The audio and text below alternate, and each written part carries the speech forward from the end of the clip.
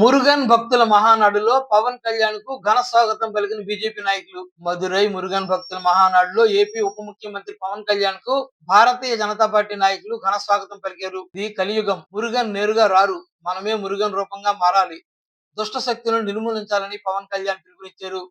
Secular పదం చాలా మందికి అర్థం కావడం లేదు. సహజంగా నాస్తికులు దేవుణ్ణి నమ్మరు, కానీ కొందరు హిందూ దేవుళ్ళనే నమ్మమని అంటున్నారు. హిందూ ధర్మాన్ని తప్పితే ఇతర ధర్మాలను ఎత్తి చూపే ధైర్యం వారికి లేదు. ఏమన్నా అంటే వాక్ స్వాతంత్రం అంటున్నారు. ఇది మారకపోతే హిందూ ధర్మం సుస్థిరత్వానికి ముప్పు వాటిల్లుతుందని పవన్ కళ్యాణ్ వ్యాఖ్యానించారు. తాను ఇస్లాం, క్రైస్తవాన్ని గౌరవిస్తున్నానని, కానీ హిందూ ధర్మాన్ని అగౌరవపరచనని పేర్కొన్నారు. హిందువులు ప్రశ్నించే వారికి అరేబియా నుంచి వచ్చిన మతాన్ని ప్రశ్నించే ధైర్యం ఉందా అని ప్రశ్నించారు. మురుగన్ భక్తులు ఒక్క చూపు చూస్తే తమ దేవుణ్ణి దూషించే కూటమి కనిపించకుండా పోతుందని అన్నారు. తాను మదురై మహానాడులో నిలబడ్డానంటే మురుగన్ చూపించిన దారి, ఆయన మీద ఉన్న భక్తే కారణమని అన్నారు.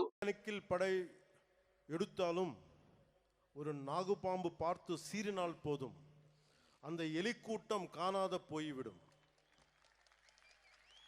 அதுபோல நமது எதிரிகள்